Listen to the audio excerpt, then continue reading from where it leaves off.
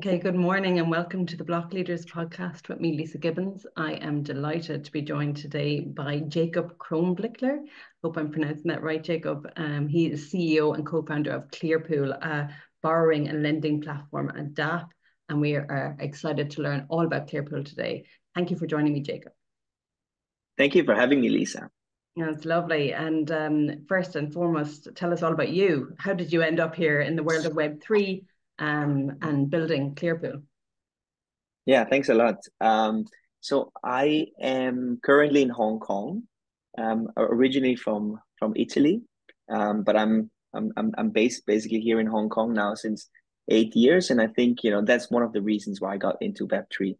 Hong Kong is really like a hotspot for Web3. A lot of the big companies, started off here in Hong Kong, and obviously Hong Kong being a financial capital, it was definitely one of the cities where a lot of the Web3 teams really had their origins.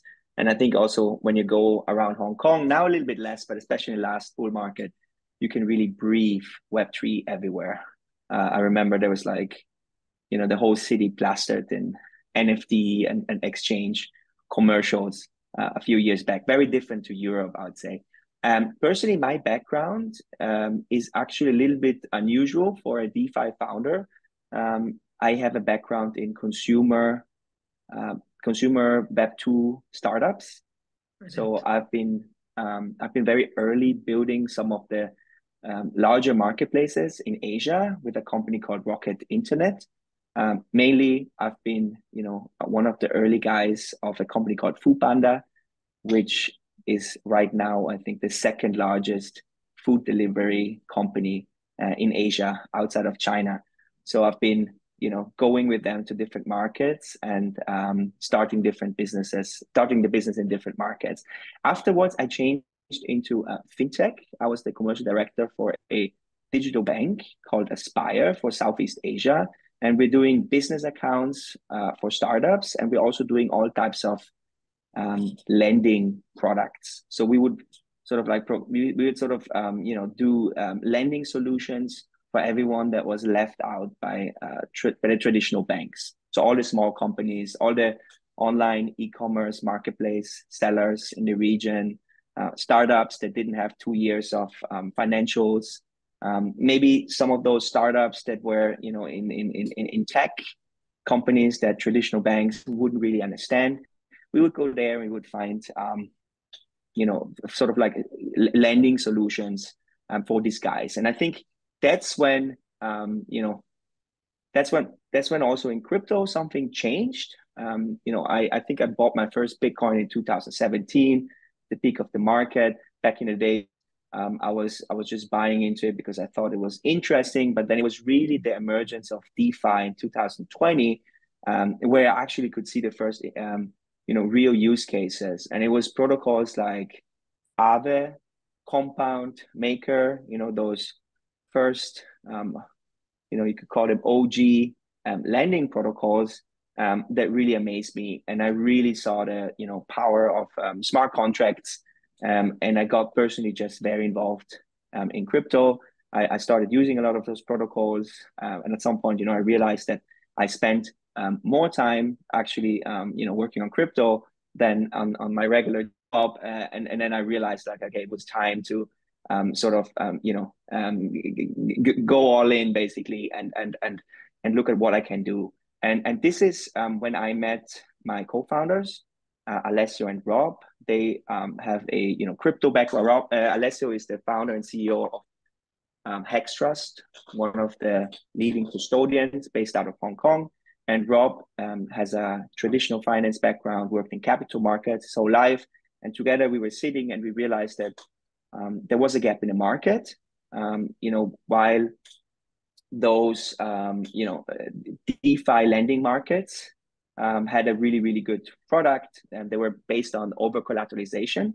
So you needed to have, more of a collateral. So you needed to post 100 worth of Bitcoin in order to take on a loan of, let's say, $50 US stablecoin. And we realized why that was, obviously a very good and trustless design, it didn't really cater to a lot of the institutions, and a lot of the real world companies that potentially could also take on loans in crypto, but they couldn't maybe like collateralize it with another digital assets. And this is how we, came up with the concept of Clearpool, where we basically introduce private credit to the crypto DeFi world. So with Clearpool, instead of having an on-chain collateral, we're doing due diligence on the borrowers, and we're doing credit risk assessment on the borrowers, and we're also implementing different types of risk mitigation measures in order to sort of like secure those loans and in order to reduce risk of those loans. So Clearpool is basically a DeFi private credit marketplace where different institutions can open lending pools. And as a lender, you have access to different types of opportunities. You can basically lend to different types of companies. Amazing, amazing. And I love that you're coming at it from your background as a startup, in startups, and you can see the real life value of what you're doing. You came up with your own new term, actually, real world companies. So real RWC instead of RWA, because RWA is really trendy at the moment. Real world asset, you have real world companies. So I like the way you're explaining it, because you're breaking it down so that people that are watching the show and people like me can understand the value of it. So if you go back to Clearpool and the original premise behind it, you saw there was a gap in the market, and then you took that opportunity and decided to partner up with your co-founders and launch it. So what is it like to launch a Web3 project like Clearpool into the market and create that ecosystem of borrowers and lenders? Yeah, I think, in a way, in a way there is, there's always a lot of, excitement about Web3 companies. There might be a little bit, a lot of people think, it is a lot more complicated compared to, Web2 companies. I think at the end of the day, a Web3 company and a Web2 company have a lot in common, right? Personally, coming from fintech, I do not think it is completely different. I do think a lot of those differences, were just based on, speculation and hype, but ultimately it still boils down to the same fundamentals. You need to have a sound business model, right? That actually generates revenue. And only if you are, having a relevant use case, you having product market fit, and you also generating revenue, you're going to survive as a Web3 business model and as a Web3 decentralized application. So I would think I would say the best way to approach starting a Web3 company is to approach it exactly the same way as a Web2 company, and really look at the fundamentals and see whether there's any product market fit and any real value of that business. In our case, it is lending, right? You obviously have a lot of different sort of like lending solutions in fintechs, and I think for Web3, it is relatively similar. The only thing that obviously comes on top of that is, I think, with the use of smart contracts, you're able to potentially design something that is even more efficient, and you're able to design something that is even more transparent than what you have in the traditional sort of like finance world, or maybe even in the fintech world. And by doing that, it's just like incrementally better. And obviously also the nature of DeFi is very global compared to Web2. So I think while previously, I was in a Web2 fintech and we're focusing on Southeast Asia, it is really very often you have this like geographical limitations also in terms of like capital sourcing. And the difference with crypto is obviously global from day one. So the capital can really come from all around the world. And I think that's also another interesting use case, that it allows, people and users from all over the world to participate in opportunities that they might not be able to participate otherwise. I think one key differentiator, however, is the concept of a community.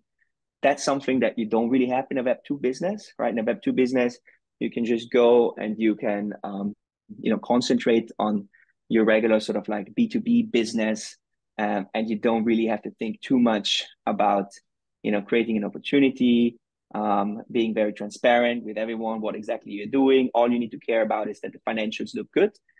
In crypto, you really need to, in order to create, I would say, a thriving community, and obviously a thriving community is also, very important to have a, in a way, a good token performance as such as well. I think you really need to be, including your community in every step of the process.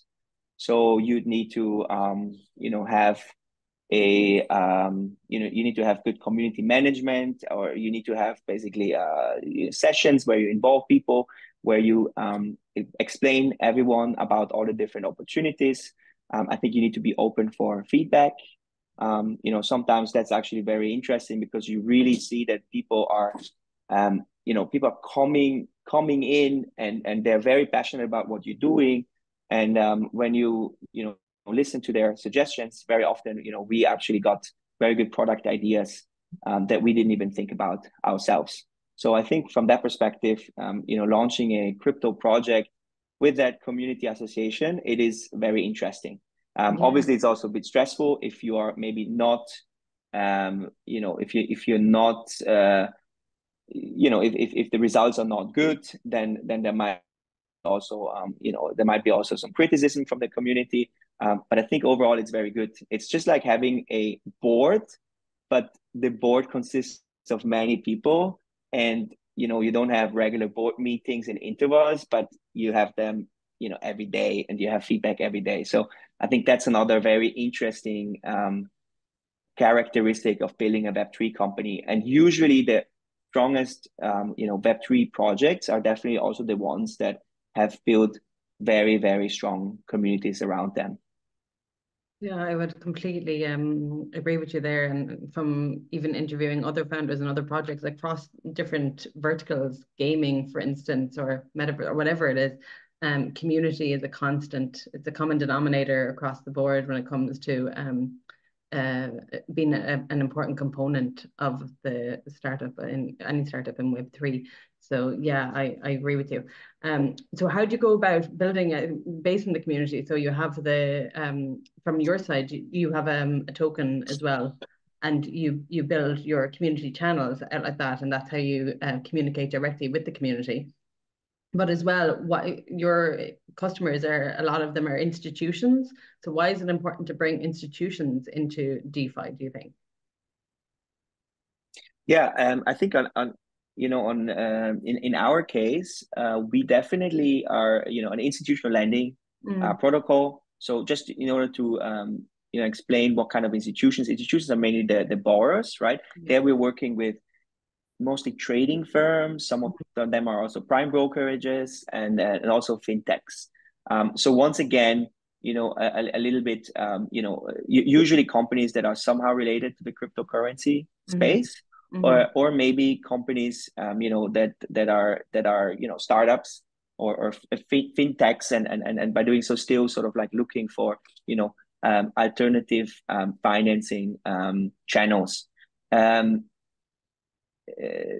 Why is it able? Yeah, I think one of the key things here is that what we are doing is we are allowing, normally this type of opportunities, this type of financing opportunities are only really accessible by other institutions, by professional credit funds, or by high net worth individuals at least, or family offices. But with DeFi, we're able to bring this type of opportunities to really everyone, in everyone that is participating in DeFi, right? So I think that's one of the interesting factors, and that's why also we have this community where we really have different types of people. Community does not mean it's only relatively like smaller retail players, but there's also institutions within the community. There is family offices within the community, but yes, there is also smaller investors, that now have the possibility to access these deals with very, very low barriers of entry. So they don't need to invest millions of dollars, but they can invest with smaller amounts as well. Yeah, that makes it the whole space in general is very inclusive. You mentioned about being borderless, and it's like global, but it's also very inclusive. So it's kind of one of the reasons why a lot of people will get involved in the Web3 space and blockchain industry in general, is that they feel they can, be attached to something that might have been unattainable in the world of Web2. So that brings along nicely to, the positive attributes of DeFi that add the benefits to Clearpool and what you're doing, but also add the benefits to all projects in this space. And I know you mentioned before about transparency. I suppose there's also the element of trust. So with DeFi, what are the positive attributes that investors are kind of looking at when they look at the space? Yeah, I think there is a couple. There's a couple of attributes. One thing, we're doing sort of like private credit, right? In a way, credit, credit actually comes from credit, right? It means to trust, right? So there's always some level of trust involved. There's some level of risk involved as well. In lending, right? You're still basically expecting the counterparty to repay, right? And I think DeFi genuinely improves the private credit space, and it's there's a lot of talk about transparency, but obviously transparency is key, right? We've seen, especially in in crypto, we've seen a lot of the large centralized lending players such as Celsius, Genesis, obviously FTX was a big one there as well, where basically one of the problems was that it was very opaque what they were doing, and it was impossible to see who they had, what sort of like loans were issued to what types of counterparties, and you could also not see if there were any issues with repayments. And then what happens is that there were sort of like holes in the balance sheets, and then they try to sort of like recover from that, but by doing that took a necessary risk, and the problem became bigger, and as a result people basically lost money. And I think when doing these things via sort of like DeFi rails, there is obviously the transparency aspect that's just better, meaning that you can immediately see what loan is being issued at what terms, and you can also see when the repayments need to happen and if they're being happened. Now, it doesn't really solve everything, right? It doesn't really mean that a company would always be able to repay if they're taking on a loan. That can still happen, but at least if that happens, then you would be then this would be seen a lot quicker, and that can often prevent bigger damage in that sense, right? And bigger defaults. That's the first one. I think obviously there is also a lot of efficiency gains if loans are being handled by a smart contracts. I would say normally there is a lot of paperwork being involved. There's a lot of structuring being involved whenever you do loans.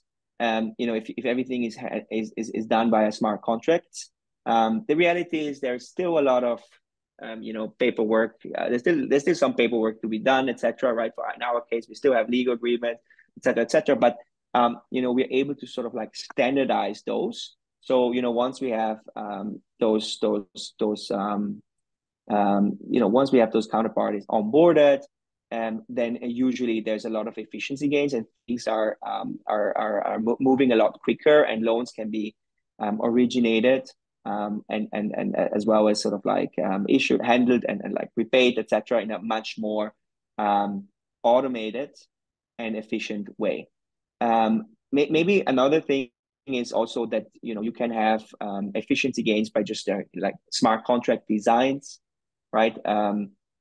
We've also seen that there is there is ways to sort of like, design smart contracts in a way that you can, achieve a certain desired behavior, such as, repayments, quicker repayments, more liquidity for lenders, right? Normally in the real world, once again, like I don't really like that term, but we use it in crypto with real world assets. But like, with traditional loans, obviously, usually you don't have any secondary liquidity. Like a loan is relatively rigid. Very often the tenors are like 1 year or even longer sometimes. While, with DeFi, sometimes you have mechanisms in place where you can have, immediate liquidity for lenders, or potentially you could even have you have more liquidity or a secondary market for loans where people can get in and out of their position, even with a loan that is currently already in place. Amazing. So there's a lot more flexibility in some sense, as well as the transparency and efficiency. And in terms of compliance, then so obviously your borrowers and lender want to see that you're being compliant. I want to see that there's a trust in your systems. Is there elements that you put into place to ensure that trust is maintained and that you can guarantee it for your borrowers and lenders? Yeah, absolutely. So on our end, all of the borrowers are undergoing a KYC and also a extensive due diligence. When it comes to the due diligence and credit risk assessment, we actually work with a partner called Credora. They're the leader in the credit risk assessment space, in the crypto space, but also they're working with crypto companies or like trading firms, but also other fintech players, and basically every institution that is opening a pool on Clearpool has been vetted and is obtaining a credit score. And when it comes to the credit score, we're not just looking at financial statements, but there's also real-time data that is being taken into consideration. So borrowers need to connect real-time accounts of the different trading accounts, for example, that they're working with, and then basically able to see in real time that they actually have the assets that are stated in their financials. Otherwise, we're also working with third parties, such as Coris, for example, on our fintech loans. Coris is a credit fund, and they are helping us with structuring a particular credit opportunity, and they are also helping us with monitoring the loan and putting in place risk mitigation measures and covenants for a particular loan. Yes. Super. And you mentioned data, and I suppose that's what led me to you initially with Flare blockchain, the blockchain for data. And can you tell us a little bit about partnership with Flare and what you're doing there? Yeah, so we have an exciting partnership with Flare, where we have built the first tokenized trade pool on the Flare ecosystem. So Flare has basically launched, I think they have launched the USDX stablecoin natively on the Flare ecosystem. USDX is a fully backed stablecoin, which is backed by treasuries and fiat. And next to just basically like the idea behind the treasury, the TPOOL, was that you can basically lock your USDX for a token that is basically earning the treasury yield. So right now, you would have basically a token that on Flare that is earning the treasury yield, and that token can then be used within the Flare ecosystem as a composable asset. It's called CUSD, and the token can be used as collateral on Flare. I think there's going to be like a lot of opportunities that are going to be enabled with this partnership on Flare. Super. I'm very excited to see how it progresses over time and see the use cases that come out from it as well. So any tips for startups as we kind of motor on towards the end of our podcast? I want to kind of pick into your brain from being in the Web2 space, using your experience there, because I had read about you before the interview. I was like, I know this guy. This guy is from a Web2 startup background. He knows his stuff, entrepreneurial spirit, and then bringing it into Web3. If you have any tips from people or organizations, startups in particular, looking from their Web2 side, thinking about going into the DeFi space in Web3, would you have maybe a little bit of advice for them? Yeah, I think the main advice I shared already before, but I think there is sometimes too much of a thinking of, like how, too much of a thinking about, tokenomics and, very sort of like this speculative elements of the cryptocurrency space, and too little of a thinking of, okay, what is it that I'm actually building, and do I have product market fit there? So I think one of the downsides of this of this market driven by speculation is that I think there were a lot of projects that have gained some sort of traction in terms of capital that is being deployed into them, simply by giving out a ton of rewards. So a lot of the use cases are not actual use cases, and people are not actually using this application, but they're just doing it because that project is maybe giving out certain rewards in the form of a token usually, or multiple tokens. And usually if you do not have a real business, right, if you're offering any type of yield product and you do not have a very attractive yield opportunities, then once the speculative part is over, and that's usually over relatively quickly if there's no real substance, then it goes south, and a lot of those projects end up with not very traction relatively quickly. So I think the main focus, doing a Web3 company, is really approach it like a Web2 company. Approach it like in a way that there is no token. That's something to think for later, once you actually have maybe obtained significant traction without the sort of like tokenomics aspect. So I think just focus on the fundamentals, focus on the basic. Do I have a business without a token? And if that's the case, then I think that's a project that's probably going to be interesting.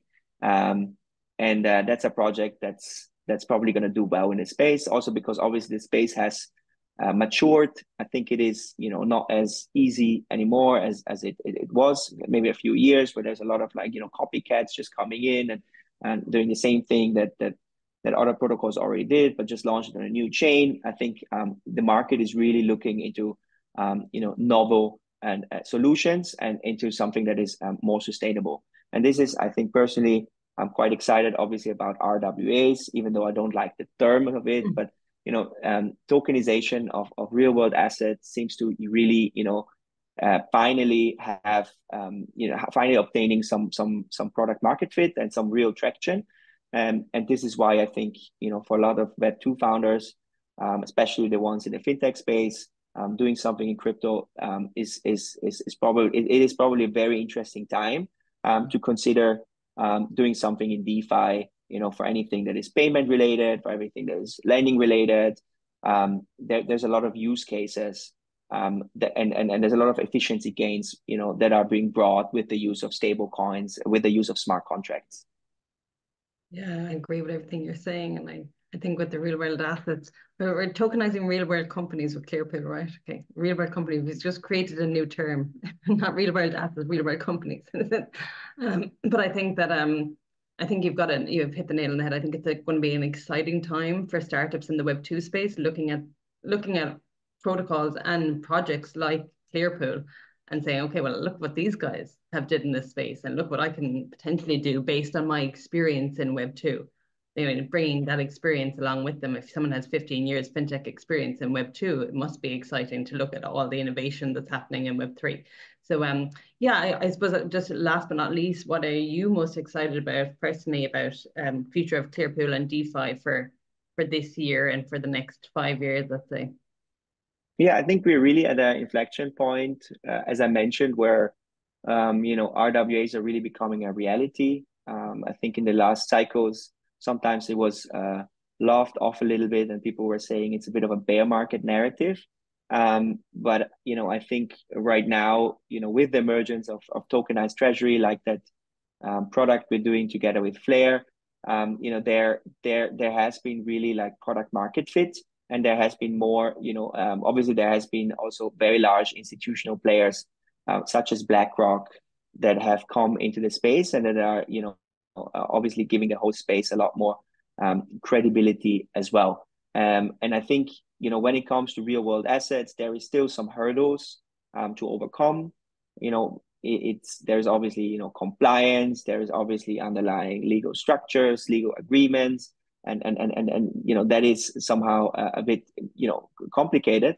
And that represents a hurdle compared to something that is, fully DeFi and can just be used without any questions asked. But I think, we are going into a direction where, we can see that there is already certain, compliance standards in place. There is a certain infrastructure in place with different sort of like KYC compliance providers.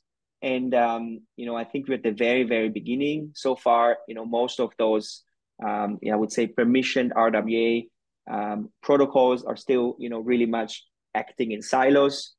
They're doing exactly the same thing that they're doing, maybe that you can do in the real world.